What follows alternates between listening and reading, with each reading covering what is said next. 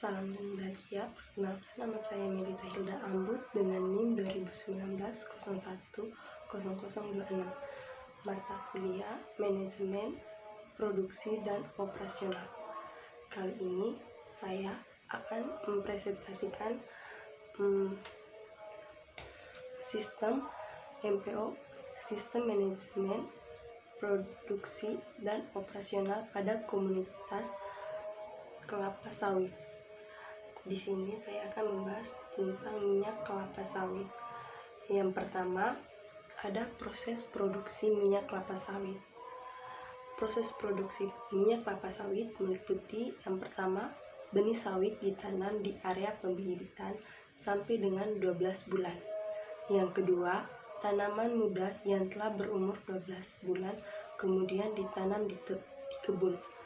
Yang ketiga, setelah 30 bulan, tanaman sudah siap dipanen. Yang keempat, buah didisterikan dengan proses perebusan, kemudian dilepas dari cangkangnya. Yang kelima, buah diperas untuk diambil minyak sawit mentahnya atau crude palm oil. Biji sawit dipecahkan dan diperas untuk diambil minyak inti sawit. Yang keenam, pemurnian atau pengelolaan. Berikut tahap pengendalian mutu. Tahap pengendalian mutu terdiri atas crude palm oil atau CPO. Yang kedua, pemanasan sampai suhu 50 derajat Celcius, pendinginan sampai 15 derajat Celcius dengan laju 5 derajat Celcius per 30 menit. Yang berikut, kristalisasi pada suhu 12 derajat Celcius selama 16 jam. Yang berikut, separasi atau pemisahan, terdiri atas olein dan strain. Berikut masuk ke proses pengemasan. Yang pertama, pengumpulan buah kelapa sawit. Tanda buah segar atau TBS yang telah matang dan memiliki mutu baik dipanen.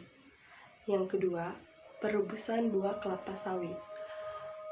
Tanda buah segar atau TBS diolah dengan uap air panas bertekanan 2,2 hingga 3 kg per cm untuk sekitar 90 menit.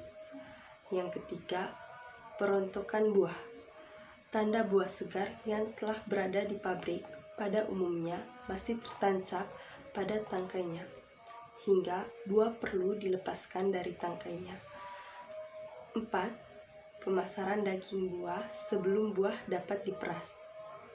Ia akan diberikan tekanan uap bersuhu 80-90 derajat guna melepaskan biji buah dari daging buahnya. Yang kelima, pemisahan minyak dengan air. Pada proses ini, minyak telah campur dengan air dari uap akan dipisahkan. Proses pemisahan berturut mengikuti fase minyak dan sesuai dengan kadar minyak yang ada.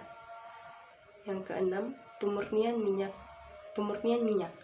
Minyak yang telah terpisah dengan air belum lagi 100% bebas air, hingga masih membutuhkan proses pemurnian lagi.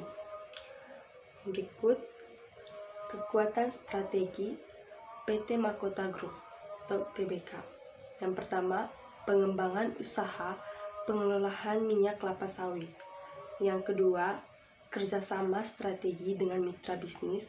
Yang ketiga, peluang untuk melakukan akuisisi. Yang keempat, meningkatkan efisiensi. Yang kelima, meningkatkan kualitas sumber daya manusia. Untuk kelemahannya, yang pertama, masalah penerapan prinsip keberlanjutan atau sustainability. Yang kedua, masalah status serta legalitas lahan kebun sawit. Yang ketiga, produktivitas perkebunan sawit tergolong rendah. Yang keempat, perbedaan sertifikat di tiap pasar. Peluang strategi. Perseorangan telah menyiapkan berbagai strategi, mulai dari pengoptimalisasi pabrik hingga kerjasama strategis. Efisiensi operasional yang dapat meningkat efektivitas operasional. Kerjasama strategis dan juga pengembangan hilirisasi produk. Ancaman yang dihadapi, yang pertama, fluktuasi kondisi perekonomian global. Yang kedua, kenaikan harga minyak goreng. Yang ketiga, perdagangan bebas. Yang keempat, adanya isu global warming. Yang kelima, ketergantungan terhadap pemasok atau supplier. Yang keenam, adanya perusahaan pesaing. Sekian dan terima kasih.